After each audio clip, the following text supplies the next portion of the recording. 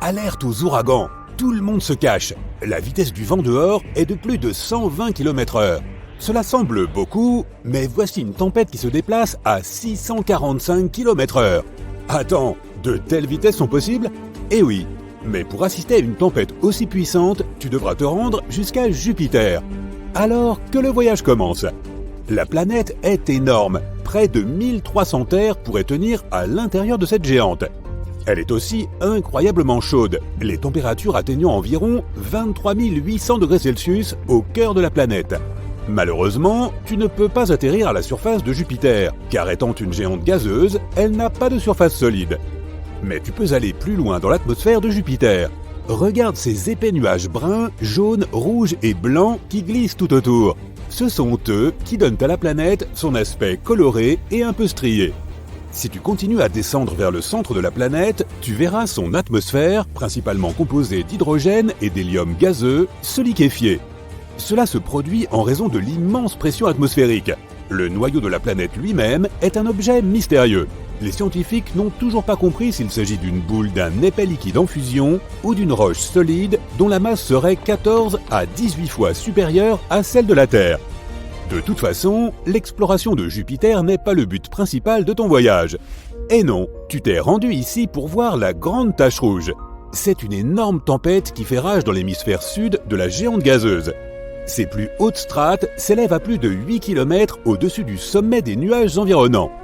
La tempête elle-même est 1,3 fois plus grande que notre planète. En 2017, la sonde spatiale Juno de la NASA a réussi à collecter de nombreuses données sur la tache rouge. Et il s'est avéré que cette tempête monstrueuse descendait à plus de 320 km dans l'atmosphère de la planète. C'est 30 à 100 fois plus profond que n'importe quel océan sur Terre.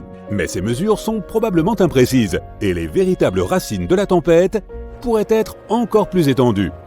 La Grande Tache Rouge est plus froide que le reste de l'atmosphère. Et n'oublie pas que les températures de Jupiter sont de moins 148 degrés Celsius au sommet des nuages. En revanche, plus on se rapproche du noyau, plus il fait chaud. Mystérieusement, les températures les plus élevées jamais enregistrées sur la géante gazeuse se sont produites dans l'atmosphère juste au-dessus de la Grande Tache Rouge. Là, la chaleur a atteint 1300 degrés Celsius. Cette température est plus élevée que celle de la lave sur notre planète. Les astronomes pensent que les turbulences causées par la tempête seraient capables de produire des ondes gravitationnelles et sonores qui pourraient être responsables de cette surchauffe. Mais la tempête elle-même est plus chaude en bas qu'en haut. Cela fait plus de 150 ans que les gens observent le vortex en mouvement sur Jupiter. Il y a quelque temps, les astronomes ont prédit qu'il allait progressivement ralentir et devenir plus petit, voire disparaître complètement. Mais cela ne s'est pas avéré être le cas.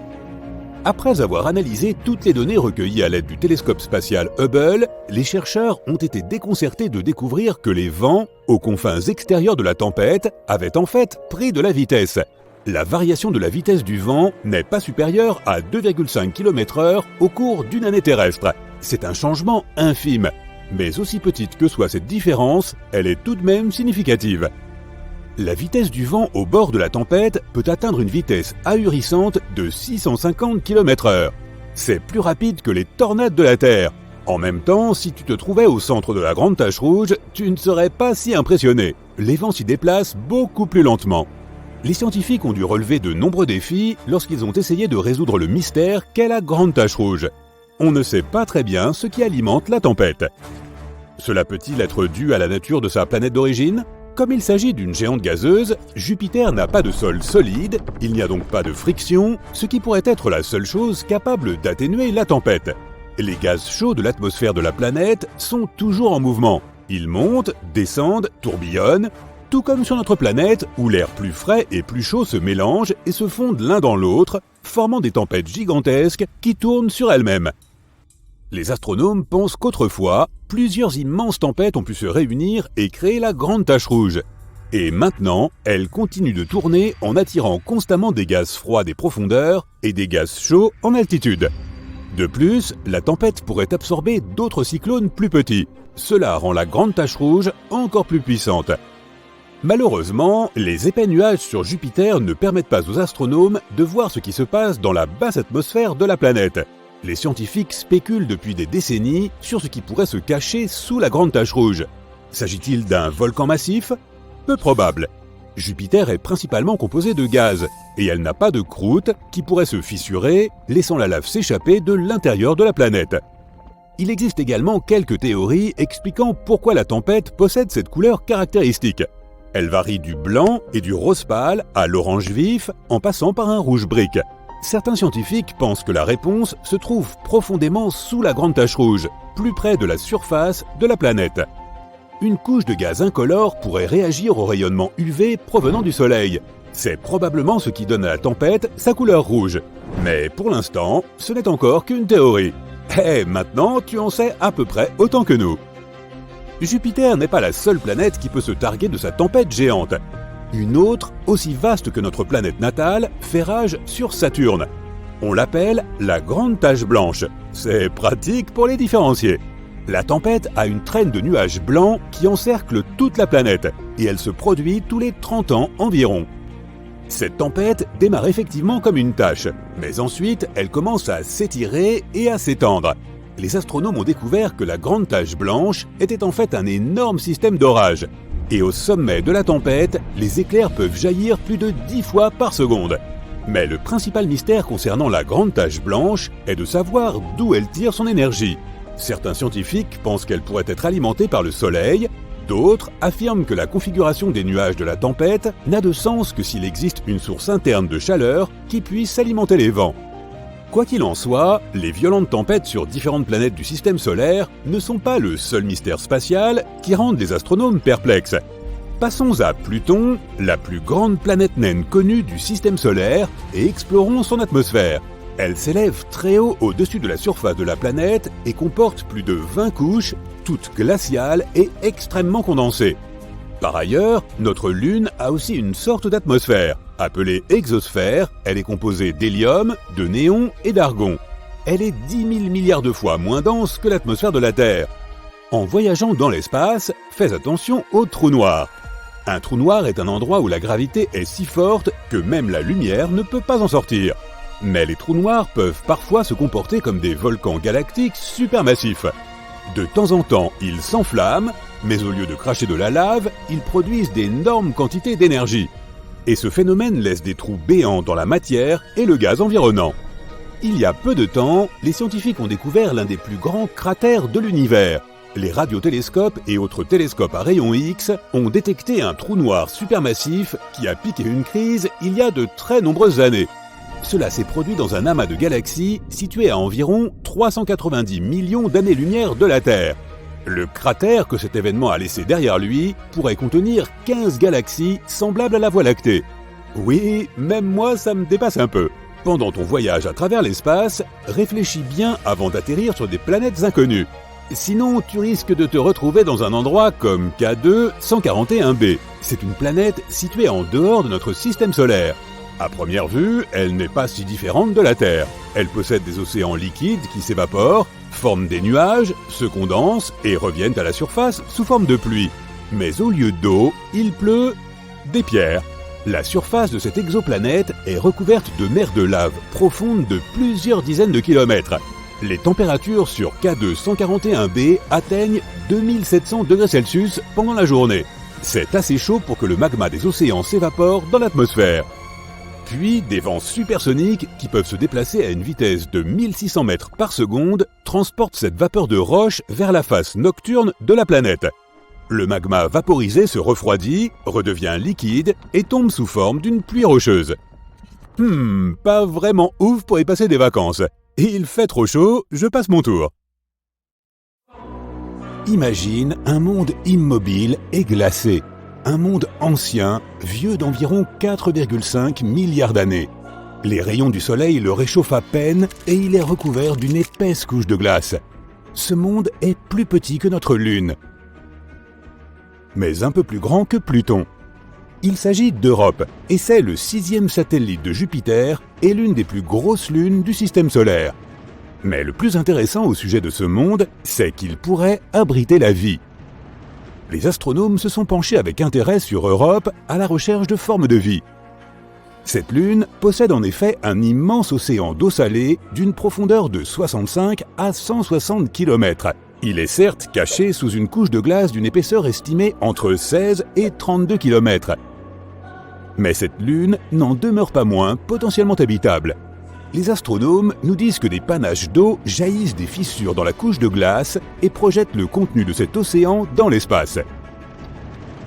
Bien sûr, il ne sera pas facile d'aller chercher des traces de vie dans de telles profondeurs, mais les scientifiques disposent déjà d'éléments indiquant qu'il existe des bassins beaucoup moins profonds, situés plus près de la surface. Ils pourraient même se trouver à moins d'1 kilomètre sous la glace. Ceci présente deux avantages. D'abord, la probabilité qu'il y ait de la vie sur Europe est accrue. Deuxièmement, si c'est vrai, cela facilitera le travail des futures missions dans leur recherche de formes de vie. Il est intéressant de noter que la découverte récente de ces bassins peu profonds est le fruit d'un pur hasard. Le scientifique qui dirige les recherches, Riley Kullberg, a assisté à une présentation faite par l'un de ses collègues spécialistes des planètes. Il y montrait une photo de double crête sur la surface d'Europe. Kullberg s'est alors souvenu qu'il avait vu des crêtes similaires sur Terre. De telles formations sont rares sur notre planète, mais elles sont très nombreuses sur Europe. Des travaux ultérieurs ont suggéré que les crêtes de cette lune pourraient résulter d'un cycle bien précis, similaire à celui de la Terre. Lors de ce cycle, l'eau liquide gèle puis dégèle à l'intérieur d'une couche de glace, un environnement soumis à une pression très élevée. La calotte glaciaire se déplace alors vers le haut de manière répétée, créant une structure à deux pics. C'est du moins ce qui se passe sur Terre. Si les choses sont similaires sur Europe, cela prouverait la présence d'eau peu profonde sur le satellite. Bien sûr, la température, la pression et la composition chimique sont différentes sur Europe. Et on n'en sait pas encore beaucoup sur la nature de cette glace.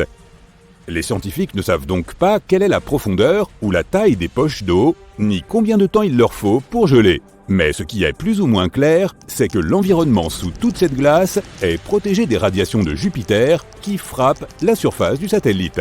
Ce qui, bien entendu, augmente les chances d'existence de la vie sur Europe.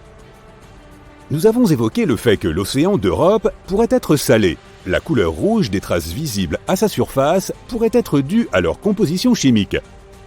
Il s'agit probablement d'un mélange gelé d'eau et de sel. C'est assez inhabituel. Une telle composition ne correspond à aucune substance connue ici, sur Terre. Quant aux taches jaunes à la surface d'Europe, il pourrait s'agir de chlorure de sodium. Tu connais cette substance sous le nom de sel de table.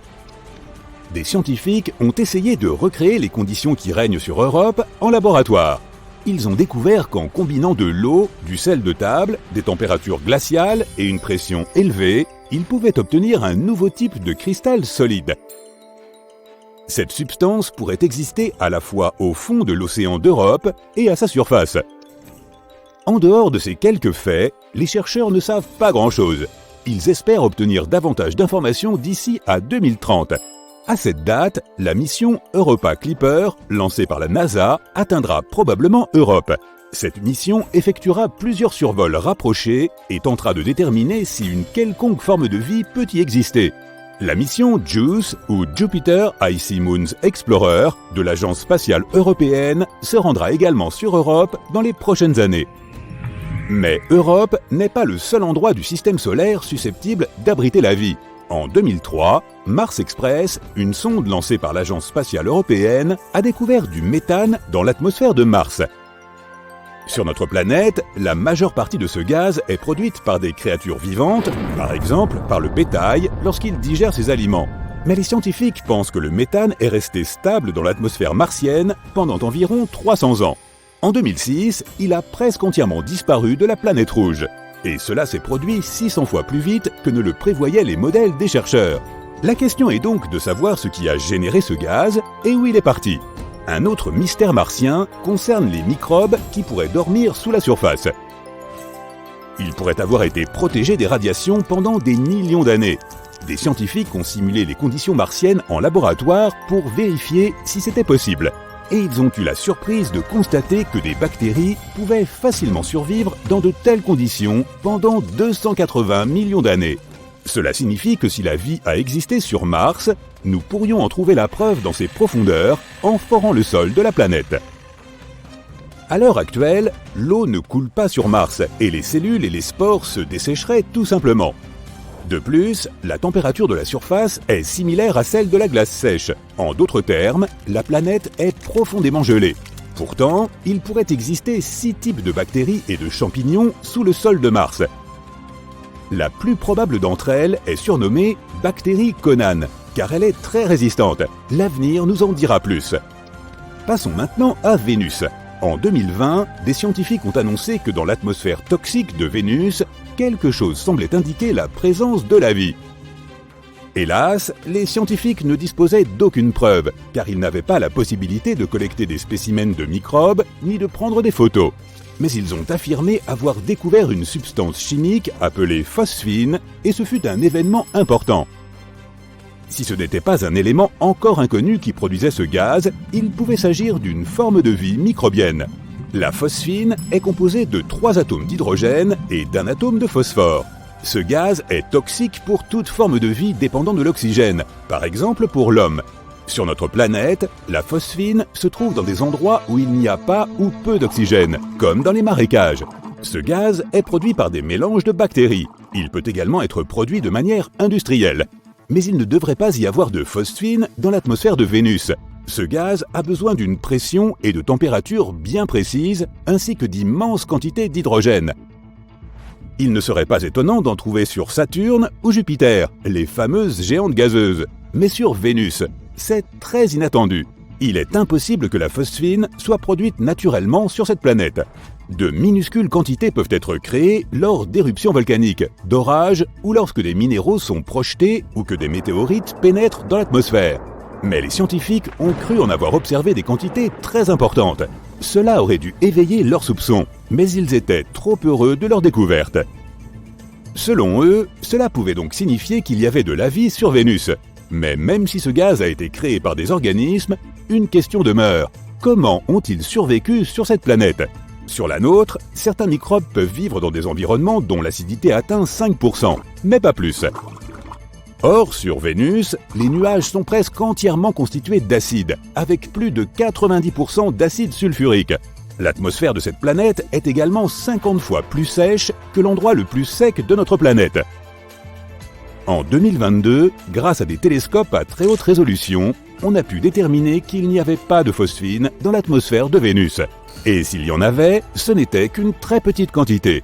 Nous devons donc continuer à chercher des traces de vie dans des régions encore plus éloignées. Imagine que tu sortes de chez toi un matin et que tu vois non pas une, mais 2 étoiles briller dans le ciel. La première est notre bon vieux Soleil et l'autre est Jupiter. Mais comment une planète s'est-elle transformée en étoile ? Et qu'arrivera-t-il à la Terre et à ses habitants ? Avant de trouver la réponse à ces questions cruciales, nous devons revoir certaines des choses que nous savons sur Jupiter.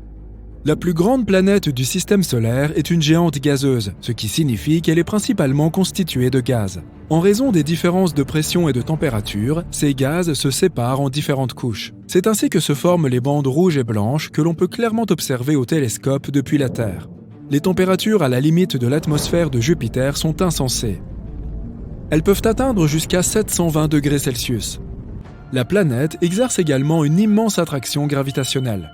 En 1995, la sonde Galileo a atteint l'atmosphère de Jupiter et l'a fendue à une vitesse de 170 000 km/h. Elle a subsisté à ces températures brûlantes et a entamé sa descente. Elle a continué d'avancer, même lorsque les températures ont brusquement chuté et que la pression, ainsi que la vitesse du vent, ont augmenté drastiquement. Mais 58 minutes et 156 km après le début de l'exploration, les choses se sont gâtées. La pression équivalente à celle de 23 atmosphères terrestres et les températures toujours plus élevées ont eu raison de la sonde, qui a fondu avant d'être entièrement vaporisée sous l'effet de cette chaleur extrême.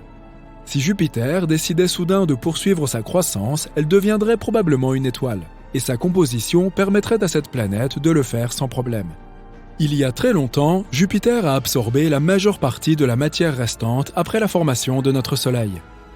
C'est ainsi qu'elle s'est retrouvée avec plus du double de la masse combinée de tous les autres corps du système solaire. Les composants de la planète sont les mêmes que ceux d'une étoile, principalement de l'hydrogène et de l'hélium. Mais Jupiter n'est tout simplement pas assez massive pour s'enflammer. Et si c'était le cas, elle se transformerait alors en un tout autre type de corps céleste, très probablement une naine brune. Dans un tel scénario, elle aurait un effet mineur sur les orbites des planètes de notre système, car les naines brunes sont plus massives que les planètes, mais pas autant que les autres étoiles. Une naine brune a généralement une masse comprise entre 13 et 80 fois celle de Jupiter, et elle ne peut devenir une étoile que si la pression dans son noyau est suffisamment élevée pour déclencher une fusion nucléaire.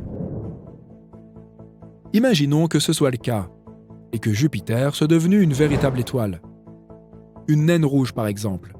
Les naines rouges sont des étoiles dont la masse est comprise entre 7,5 et 50% de la masse de notre Soleil. Les naines rouges sont également plus chaudes que les naines brunes. Leur température peut atteindre les 3500 degrés. Notre Soleil, en comparaison, a une température de près de 5500 degrés. Cela signifie donc que la naine rouge nouvellement formée sera beaucoup moins lumineuse que ne l'est le Soleil. Par ailleurs, la naine rouge Jupiter pourrait empêcher les planètes internes de poursuivre leur orbite, car elle ne parviendrait plus à trouver un équilibre entre les forces gravitationnelles des deux étoiles. Les planètes se rapprocheraient soit du Soleil, soit de la naine rouge nouvellement formée. Si la Terre choisissait la première option, les températures folles de notre étoile principale éradiqueraient vraisemblablement tous les êtres vivants de la surface terrestre. Dans le second cas, nous serions probablement congelés, car Jupiter, en tant que naine rouge peu lumineuse, ne serait pas en mesure de nous réchauffer suffisamment. Mais il pourrait exister une autre option. Les planètes intérieures pourraient être carrément éjectées du système solaire. Si Jupiter était une étoile, elle augmenterait considérablement la quantité de radiation reçue par la surface de notre planète. Notre atmosphère devrait nous protéger à la fois des radiations provenant du Soleil et de celles de Jupiter. Les naines rouges sont notoirement actives. C'est pourquoi Jupiter, tout comme le Soleil, connaîtrait très probablement de fréquentes éjections de masse coronale. Il s'agit d'un terme scientifique pour décrire les grands nuages de plasma chargés d'électricité qu'une étoile libère à une vitesse fulgurante. Aujourd'hui encore, Jupiter a un impact significatif sur notre planète. La géante gazeuse est environ 318 fois plus grosse que la Terre. Cela signifie également qu'elle exerce une force d'attraction considérable sur notre propre planète. Sa gravité peut entraîner des changements dans notre orbite et des variations climatiques tous les 400 000 ans environ. Lorsque l'influence de Jupiter est la plus forte, la Terre connaît généralement des hivers plus froids, des étés plus chauds et des périodes d'humidité et de sécheresse plus intenses. De plus, si Jupiter se transformait en naine rouge, sa caractéristique la plus visible pourrait bien disparaître pour de bon. Je veux bien sûr parler de la Grande Tache Rouge. Il s'agit d'une tempête colossale qui fait rage dans l'hémisphère sud de la géante gazeuse. Sa partie la plus haute s'élève à plus de 8 km au-dessus du sommet des nuages environnants. Cette seule tempête est presque 2 fois plus grande que notre planète. En 2017, la sonde spatiale Juno de la NASA a réussi à collecter de nombreuses données sur la Grande Tache Rouge. Il s'est avéré que ce monstrueux cyclone s'enfonçait à plus de 320 km dans l'atmosphère de la planète.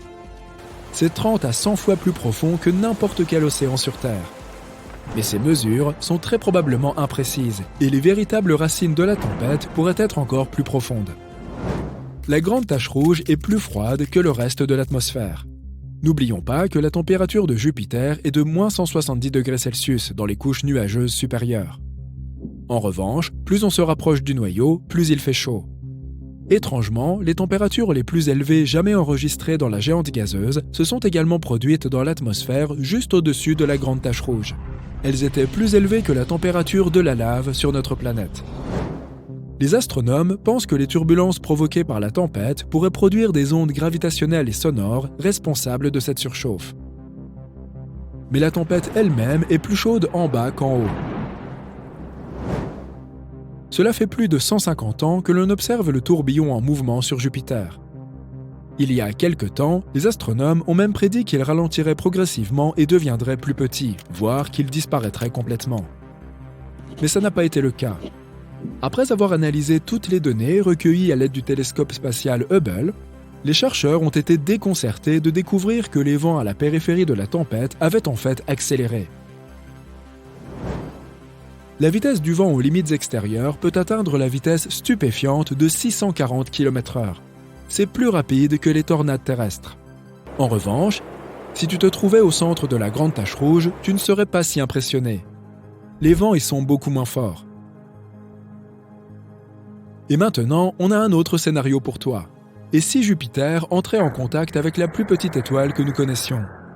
À présent, ces deux corps spatiaux se trouvent sur une trajectoire de collision. Et, gros spoiler, la Terre elle-même pourrait ne pas survivre à une telle rencontre. Voici donc cette minuscule naine rouge. Elle a plus ou moins la taille de Saturne et sa gravité est environ 300 fois supérieure à celle de notre planète. Elle flotte normalement à quelques 600 années-lumière de la Terre, dans un système d'étoiles binaires. Mais aujourd'hui, pour une raison incongrue, elle a transgressé toutes les lois de l'univers et se précipite vers la plus grande géante gazeuse de notre système solaire. Bien que ce visiteur de l'espace soit plus petit que Jupiter, sa masse est bien plus importante, et sa force gravitationnelle commence bientôt à attirer la géante gazeuse. La chaleur dégagée par la naine rouge, associée à sa puissante gravité, fait grossir Jupiter.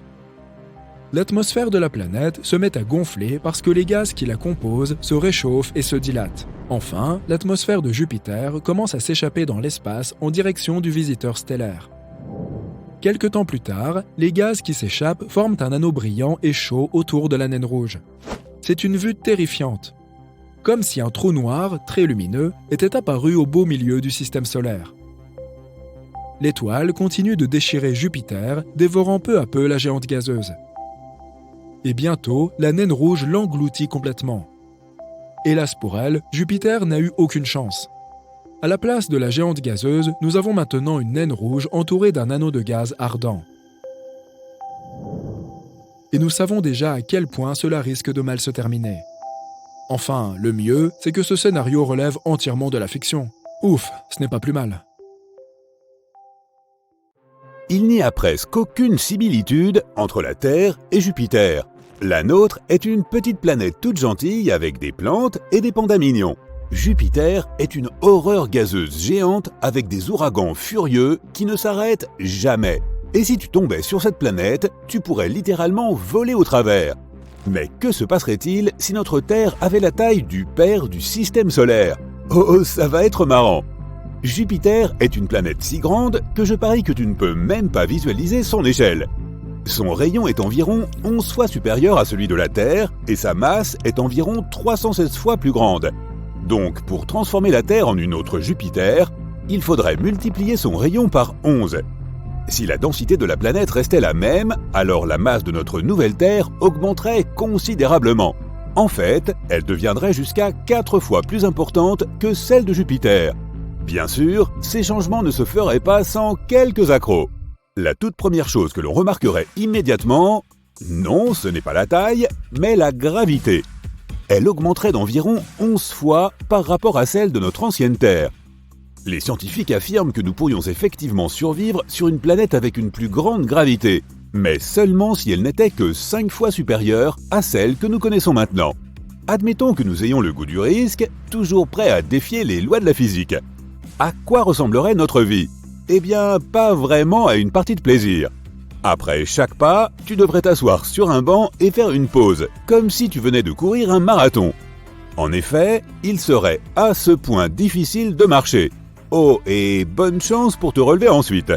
Pour pouvoir se déplacer d'une manière ou d'une autre sur cette planète, il faudrait devenir vraiment baraqué. Il n'y aurait plus de problème avec la malbouffe, car il faudrait être un véritable haltérophile pour atteindre le réfrigérateur. La force de gravité affecte non seulement les mouvements, mais aussi la taille de toute chose. Sais-tu que de nombreux astronautes gagnent quelques centimètres grâce à l'apesanteur dans l'espace? Donc, si tu en as assez d'être petit, voici une solution pour toi. D'un autre côté, une forte gravité nous rendrait tous plus trapus. Cela ne vaudrait pas seulement pour les humains, mais pour tout ce qui se trouve sur notre planète. Les arbres deviendraient très petits. Pour pousser vers le haut, ils doivent déplacer l'eau de leurs racines vers leurs branches, ce qui serait irréalisable avec une telle gravité. Alors ils se transformeraient tous en de petits buissons. De même, plus de montagnes. Même les plus grandes finiraient par s'affaisser. Mais au moins à présent, l'Everest semblerait à la portée de tout le monde. Cela s'appliquerait aussi aux animaux. Nos animaux de compagnie devraient rapidement évoluer en des corgis bodybuildés, juste pour pouvoir trottiner tant bien que mal. Oh, et dis adieu aux oiseaux, bien entendu. Si tu penses que tout cela ne suffit pas, ajoutons une autre chose. Il nous serait très difficile de respirer. La pression atmosphérique augmenterait de façon spectaculaire. C'est parce que la Terre commencerait à attirer l'air vers elle avec une force colossale. Tu en sentirais littéralement le poids sur tes épaules. Tu te souviens de ce que j'ai dit à propos de devoir faire une pause après chaque pas. Maintenant, imagine qu'il te faudrait également respirer à travers un oreiller. Oui, et ce n'est pas tout. La pression atmosphérique joue un rôle important dans le comportement des molécules d'eau. Il serait beaucoup plus difficile pour l'eau de bouillir ou de se transformer en glace. La plupart des icebergs fondraient et il est possible que nous n'ayons plus de nuages non plus. Toute la vapeur d'eau s'abattrait sur nous sous la forme de torrents de pluie diluvienne. Nous aurions de la chance si nous n'étions pas tous submergés instantanément. Mais étrangement, il se trouverait aussi quelques avantages. Par exemple, le monde qui nous entoure deviendrait beaucoup plus spacieux. En supposant que nous ne soyons pas inondés, il y aurait même un tas de zones complètement désertes sur notre planète. Peut-être que les prix de l'immobilier baisseraient enfin. Mais ces zones inexplorées resteraient très probablement, inexplorées, puisqu'il nous serait extrêmement difficile de voyager à travers les mers et les océans. Non seulement parce que se déplacer à travers les eaux serait incroyablement compliqué, mais aussi parce que tous les plans d'eau de la planète deviendraient 10 fois plus vastes. L'idée même de se perdre dans l'océan est effrayante, mais imagine qu'il soit 10 fois plus profond et plus grand. Oh oh! Donc, plus de bateaux. Et oublie l'idée de prendre l'avion, ou de visiter l'espace un jour. Mais il semble que ce ne soit pas tout. Si la Terre avait la taille de Jupiter, des volcans se mettraient à faire rage de toutes parts. En raison de l'augmentation de sa masse, la Terre deviendrait terriblement instable. Tous les volcans éteints redeviendraient actifs, et il y aurait de la lave et des gaz toxiques partout. En 1883, l'éruption la plus destructrice de l'histoire de l'humanité a eu lieu, l'éruption du volcan Krakatoa. Elle s'est produite sur une petite île, mais les gens de toute la planète ont pu en ressentir les conséquences. L'éruption a anéanti cette île, déclenché de nombreux tsunamis et des nuages de gaz toxiques se sont répandus sur des kilomètres à la ronde. Maintenant, imagine la même chose, mais en 10 fois pire. C'est ce qui se passerait sur notre Terre de la taille de Jupiter. Ce qui arriverait serait comparable à la chute de la météorite de Chicxulub, celle qui a éradiqué les dinosaures de la surface de la Terre. Ensuite, des gaz toxiques se sont répandus sur toute la planète, provoquant l'une des plus grandes extinctions de masse de l'histoire de la Terre. Oh, et cerise sur le gâteau, nous perdrions aussi notre champ magnétique. Le champ magnétique est très important pour la vie sur Terre. Selon Rory Barnes de l'Université de Washington, il protège la vie sur notre planète des désagréments de l'espace, ce qui signifie toutes sortes de radiations et autres vents solaires. Il existe un noyau de fer fondu au cœur de notre planète, qui est responsable de la production du champ magnétique. Si la pression exercée sur ce noyau augmentait à cause de la gravité, il pourrait se solidifier. Et à cause de cela, le champ magnétique de la Terre disparaîtrait. Nous serions alors exposés aux effets des radiations cosmiques. C'est trop effrayant pour y penser. Très bien, maintenant nous savons que vivre sur cette nouvelle Terre serait un véritable cauchemar. Mais qu'en est-il de l'espace extra-atmosphérique ? Tu as probablement entendu dire que Jupiter, grâce à sa forte gravité, nous protégeait des astéroïdes. Eh bien, c'est nous qui hériterions de ce sale boulot. Jupiter rencontre environ 24 000 impacts par an, et ce serait désormais notre destin. Tu te souviens que j'ai parlé de la météorite de Chicxulub ?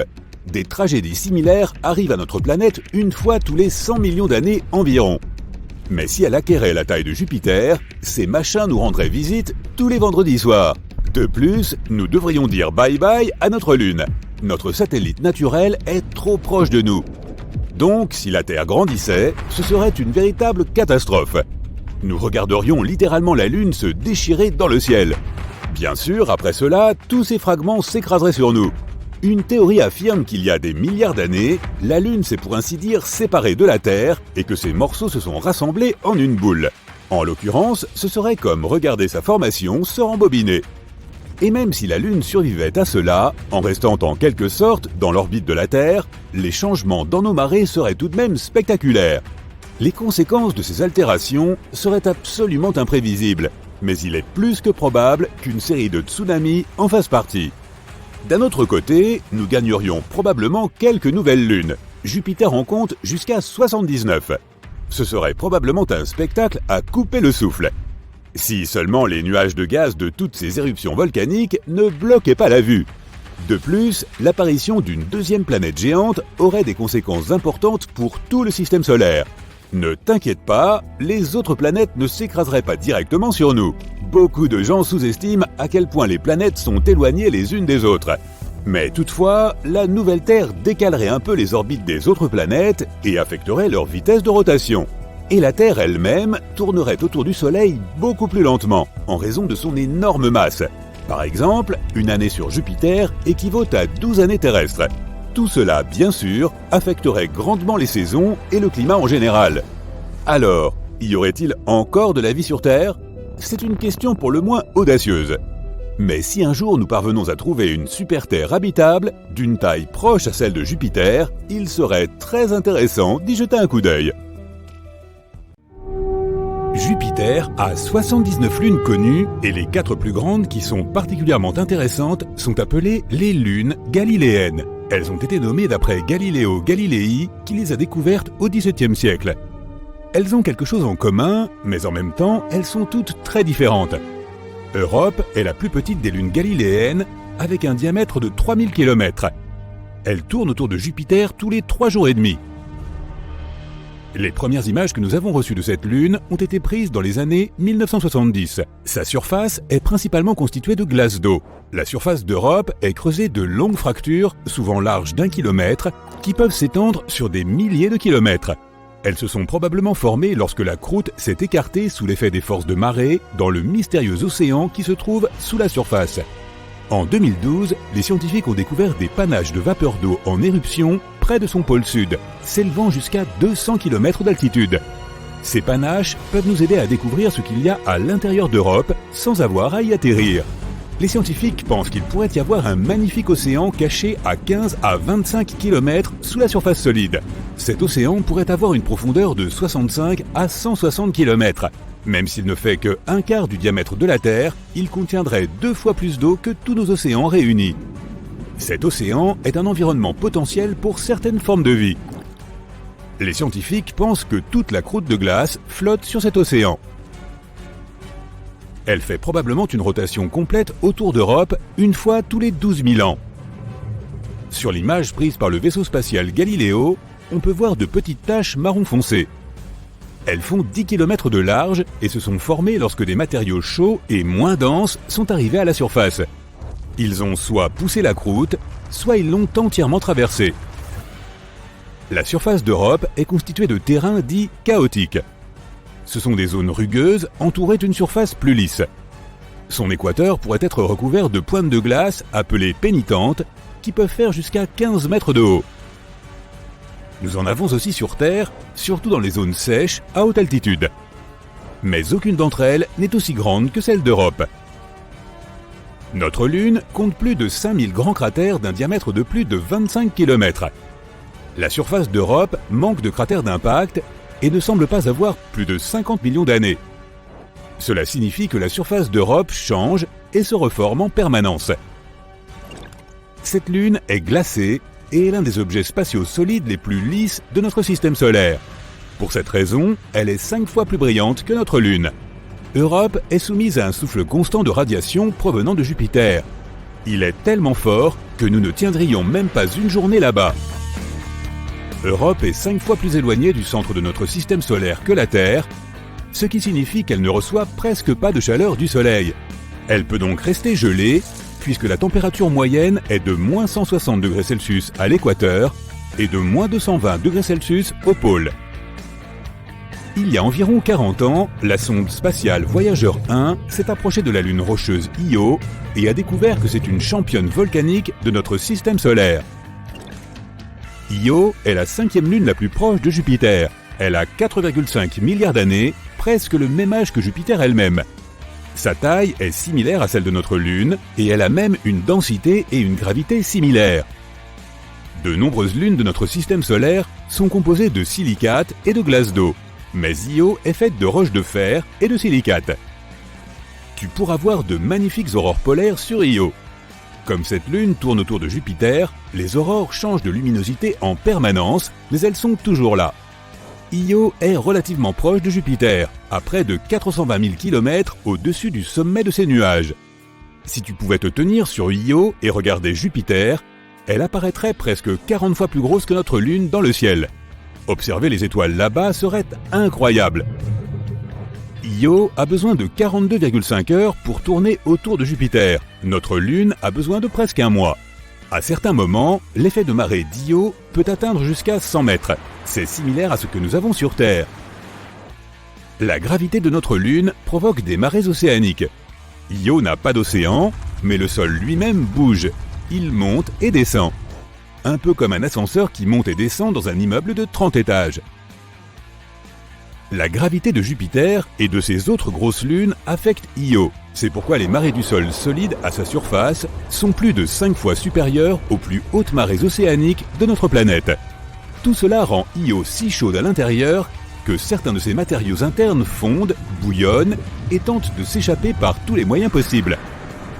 Cela finit par créer un trou dans le sol qui se transforme ensuite en volcan. En termes volcaniques, Io est le corps le plus actif de notre système solaire. Elle en compte plus de 400, dont 150 sont en éruption permanente. Certains d'entre eux projettent leur panache de gaz chaud à 320 km dans l'espace. Il serait difficile de s'y promener car il s'agit essentiellement d'un monde assez intense de plaines inondées de roches liquides, d'énormes coulées de lave, de multiples lacs de lave et de montagnes géantes qui s'effondrent. Ganymède, la plus grande lune connue du système solaire, abrite aussi le plus grand océan d'eau.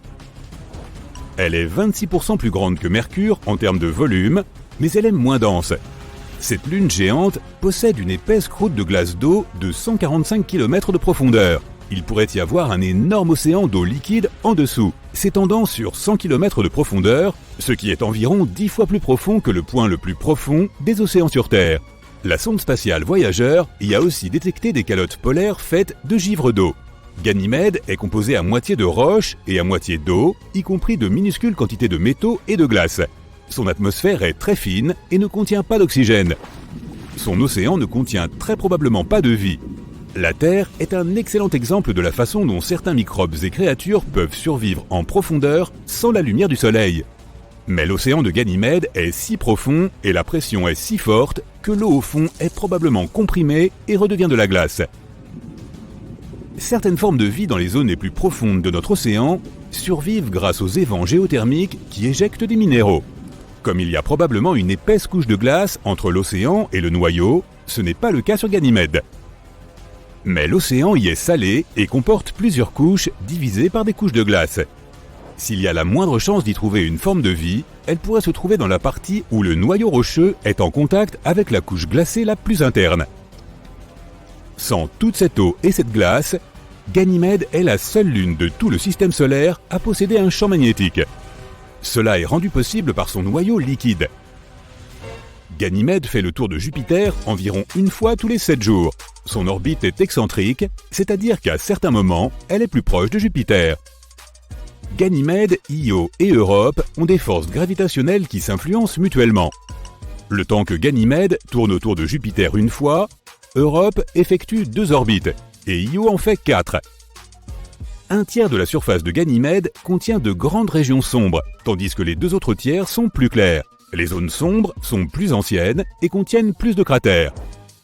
Les zones plus claires ont de longues crêtes et des rainures d'environ 700 mètres de haut et des milliers de kilomètres de long. Callisto, la 3e plus grosse lune du système solaire, avec 4800 km de diamètre, a besoin de 17 jours terrestres pour tourner autour de Jupiter. Son atmosphère est très fine, sa surface comporte de nombreux cratères d'impact, mais son ancienne croûte est essentiellement la même depuis plus de 4 milliards d'années. Lorsqu'une planète est géologiquement active, comme la Terre, certaines choses peuvent effacer la plupart des preuves des impacts passés. L'eau, les volcans, les mouvements des plaques tectoniques, l'activité humaine et le temps. Tout cela modifie la surface. Callisto n'a connu aucun de ces phénomènes.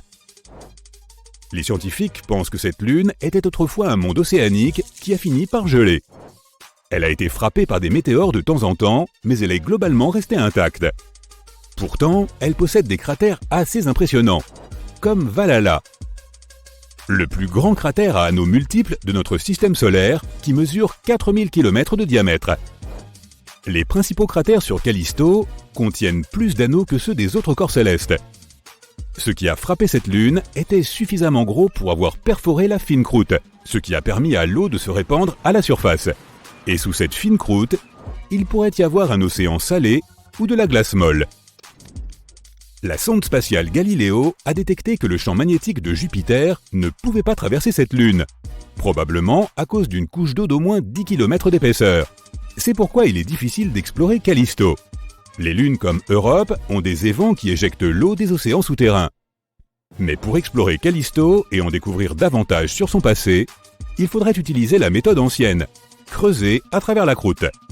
Si nous voulions explorer les parties extérieures de notre système solaire, Callisto serait un endroit idéal, car les radiations de Jupiter ne l'atteignent pas. Nous y serions donc plus en sécurité que sur certaines autres lunes intérieures. Extrêmement chaud et follement rapide. Eh oui, c'est tout moi. Mais attends, tu voulais parler de l'espace ? Bon, d'abord, on a découvert 51 PEG-V, une exoplanète qui tourne autour d'une étoile semblable à la nôtre. Une exoplanète est une planète en dehors de notre système solaire qui tourne autour d'une étoile qui n'est pas le Soleil. Cette planète est complètement différente de tout ce que nous avons trouvé jusqu'à présent. Elle a presque le même diamètre que Jupiter, mais la moitié de la masse de cette géante gazeuse. Il ne faut que 4 jours à cette exoplanète pour tourner autour de son étoile, ce qui nous a paru incroyable. C'était définitivement trop rapide pour quelque chose d'aussi massif. Et puis les scientifiques ont commencé à découvrir ce qu'ils ont nommé des Jupiters chauds partout dans l'espace. De nombreuses géantes gazeuses brûlantes se trouvaient à seulement quelques millions de kilomètres de leur étoile. Parfois, 2 ou 3 corps spatiaux orbitaient de très près autour de leur étoile, et beaucoup étaient plusieurs fois plus gros que la Terre. Les systèmes solaires où ils ont trouvé ces Jupiters chauds ne ressemblent pas aux nôtres. Nous avons un système bien ordonné, avec des petites planètes rocheuses à l'intérieur et de grosses géantes gazeuses à l'extérieur. Et presque toutes orbitent paisiblement autour du Soleil, en suivant leur propre trajectoire. Tout est donc en ordre. Lorsqu'une étoile se trouve dans la première phase de sa formation, elle crée un disque de gaz, de débris et de poussière autour d'elle. On appelle ça un disque d'accrétion. Ces gaz sont lentement attirés vers l'étoile en raison de ses forces gravitationnelles, et cela conduit à une sorte de tourbillon stellaire. Les parties extérieures du disque sont plus denses en gaz que le centre. Avec le temps, l'effet tourbillon devient encore plus puissant. La même chose se produit avec les Jupiters chauds, ce qui fait que ces géantes gazeuses se mettent à orbiter beaucoup plus vite que normalement. Cela les entraîne aussi vers leur étoile en une spirale de plus en plus étroite. Heureusement, notre Jupiter n'est pas devenu un Jupiter chaud. Notre géante gazeuse a commencé sa vie sous la forme d'un astéroïde glacé de la taille de la Terre, ce qui est différent de la façon dont les Jupiters chauds se forment habituellement. À l'époque de sa prime enfance, Jupiter était environ 4 fois plus éloigné du Soleil qu'aujourd'hui, quelque part entre Uranus et Neptune. Environ 2 à 3 millions d'années après sa formation dans le disque d'accrétion de notre Soleil, Jupiter a entamé une phase de 700 millions d'années que les astronomes appellent le Grand Tac. Le tac, ou virement de bord, est la manœuvre qu'effectue un bateau lorsqu'il se dirige vers une bouée et qu'il la contourne en glissant. Ensuite, il accélère et se dirige vers l'endroit d'où il vient. C'est donc ce que Jupiter a commencé à faire. Et dans ses migrations orbitales de plus en plus serrées, la gravité de cette planète aurait pu déplacer de nombreux astéroïdes et autres corps spatiaux, déformer les orbites des grandes planètes et provoquer des collisions et le chaos. Le grand tac de Jupiter aurait détruit de nombreux corps spatiaux. C'est un scénario qui aurait pu arriver, mais heureusement, Jupiter a changé de cap et est devenue la géante gazeuse pacifique que l'on connaît. Neptune, Uranus et Saturne se sont elles aussi lancées dans ce processus chaotique. Saturne est même devenue si grosse que sa gravité a commencé à éloigner Jupiter de son orbite. Mais après un certain temps, les orbites de ces géantes gazeuses se sont stabilisées. Ensuite, elles ont réussi à évacuer les gaz qui subsistaient entre elles. Et comme ces gaz servaient en quelque sorte de carburant pour la migration des planètes, Jupiter et Saturne ont finalement pu s'installer sur les orbites stables que nous leur connaissons aujourd'hui. De temps en temps, Jupiter peut encore envoyer 1 ou 2 astéroïdes glacés sur les planètes intérieures. Lorsque notre planète était plus jeune, cela a même pu être l'un des processus ayant participé à la formation des océans. Mais Jupiter est beaucoup plus calme aujourd'hui. Les forces gravitationnelles de Saturne ont modéré la situation et la maintiennent sous contrôle. Maintenant, Jupiter est notre protectrice. Sa masse est 2,5 fois supérieure à celle de toutes les autres planètes de notre système solaire réunies. C'est une sorte de bouclier gravitationnel qui orbite autour de la partie intérieure du système solaire. Jupiter détourne les débris et les astéroïdes loin des planètes intérieures, Mercure, Vénus, Terre et Mars, assurant notre sécurité à tous. Grâce à cela, la Terre a toujours été protégée. Notre planète a donc eu suffisamment de temps pour évoluer vers des formes de vie complexes, et elle n'a pas été détruite par des astéroïdes, des Jupiters chauds ou d'autres corps spatiaux. Jupiter n'est pas la seule planète qui aurait pu entrer en collision avec la Terre. Les scientifiques pensent que Mercure pourrait avoir été impliqué dans un accident avec notre planète. Mercure est la planète la plus intérieure de notre système solaire. C'est la plus proche du Soleil et la plus petite planète existante. Et elle continue à devenir de plus en plus petite. Aujourd'hui, son diamètre est inférieur d'environ 14 km par rapport à sa taille d'il y a 4 milliards d'années. Les scientifiques pensent que cela pourrait être dû au fait que le noyau de cette planète est composé de fer, et ce fer se refroidirait et deviendrait solide, ce qui réduirait lentement la taille de la planète. Mercure est la planète qui compte le plus grand nombre de cratères dans notre système solaire. Son atmosphère est très peu dense, elle ne peut donc rien faire pour protéger la planète contre les météores. Le plus grand cratère à la surface de Mercure fait au moins 1550 km de diamètre. Cela correspond à l'Europe occidentale, de l'Allemagne jusqu'au Portugal. L'objet qui a formé un tel cratère devait faire au moins 100 km de long. Avec tous ces cratères, Mercure ressemble à notre Lune. Cette planète tourne autour du Soleil plus rapidement que les autres, donc une année sur Mercure dure environ 88 jours terrestres. Cela signifie qu'on y fête son anniversaire tous les 3 mois environ. En même temps, la planète tourne si lentement sur elle-même qu'une journée sur Mercure dure presque 59 jours terrestres. Il faut attendre longtemps avant de pouvoir aller se coucher. Il y a un morceau de Mercure sur notre planète. En 2012, une météorite verte a été trouvée dans un marché du Maroc. Les scientifiques ont étudié sa composition et ont conclu qu'elle pouvait provenir de Mercure. Mercure n'a pas de lune, à cause de sa petite taille et de sa faible gravité. De plus, la planète est trop proche du Soleil. Au fait, la seule autre planète sans lune de notre système solaire est Vénus. Mercure a une croûte très fine, comme une bonne pizza. Selon l'une des théories concernant la formation de cette planète, il y aurait eu une collision majeure au cours de laquelle elle aurait perdu la majeure partie de sa croûte. Cela pourrait aussi avoir déplacé Mercure hors de sa zone d'origine. Ce ne serait pas inhabituel. Les géantes gazeuses de notre système solaire ne se sont pas non plus formées à l'endroit où elles se trouvent aujourd'hui. Mercure a aussi une orbite excentrique, ce qui signifie qu'elle pourrait avoir été éjectée de son ancienne orbite et déplacée sur une nouvelle. Les scientifiques pensent aussi que Mercure a pu entrer en collision avec la Terre dès début. Selon une théorie, c'est ainsi que la Lune se serait formée, à partir de toute la matière qui se serait envolée lors de l'énorme collision. Il pourrait même y avoir eu des morceaux de la croûte de Mercure dans le mélange. Les exoplanètes Kepler 107b et Kepler 107c orbitent autour d'une étoile similaire à notre Soleil dans le système Kepler 107. Cette étoile se trouve à environ 1700 années-lumière de nous. Ces planètes ont des tailles presque identiques, toutes deux ayant un rayon faisant 1,5 fois celui de la Terre. Mais l'une d'entre elles, Kepler 107c, est presque 3 fois plus dense que l'autre. C'est parce que leurs compositions sont différentes. Certains scientifiques pensent que Kepler 107b est moins dense car elle serait un jour entrée en collision avec une autre planète inconnue. Ce choc puissant aurait emporté une partie de sa surface et laissé derrière lui un noyau très dense et riche en fer. Une énorme comète a frappé Neptune il y a environ 200 ans. Mais comme Neptune n'est pas une planète rocheuse avec une atmosphère ténue comme Mars ou Mercure, il est plus difficile de trouver des preuves de cet impact. Mais une comète appelée Shoemaker-Levy 9 a éclaté en 1994 et s'est écrasée sur Jupiter. Les astronomes ont réussi à enregistrer cet événement. Cela les a aidés à en savoir plus sur les éléments et les molécules que les diverses collisions ont laissés dans l'atmosphère de Jupiter au cours du temps. Ces informations ont permis aux scientifiques de comprendre que la quantité de monoxyde de carbone présente dans les couches supérieures de l'atmosphère de Neptune est plus élevée que dans ses couches inférieures. Cela signifie qu'une grosse comète a probablement frappé la planète dans le passé, étant donné que les comètes contiennent du monoxyde de carbone dans leur queue glacée. quelque chose d'énorme a également percuté Uranus, changeant cette planète à jamais. Un objet spatial 2 fois plus grand que la Terre a heurté la géante de glace. Cela lui a donné l'inclinaison qu'on lui connaît. On dirait qu'elle tourne couchée sur le côté. Uranus est extrêmement froide, bien plus froide que ce qu'elle est censée être. Cela pourrait signifier que l'objet qui l'a percuté était une jeune protoplanète composée de glace et de roches. De plus, certains des débris de cette collision ont peut-être créé une fine enveloppe autour d'Uranus. Cette enveloppe retient encore la chaleur qui provient du noyau. D'étranges impulsions d'énergie bombardent toute notre galaxie et elles proviennent de l'autre côté de l'univers. Au cours de la dernière décennie, les scientifiques ont observé des éclairs de lumière bizarres se dirigeant vers notre planète. Ce phénomène s'appelle sursaut radio rapide ou FRB. Ces signaux traversent quelques milliards d'années-lumière de poussière et de gaz. C'est un chemin plutôt long. Jusqu'à présent, personne n'a découvert ce qui est à l'origine de ces sursauts.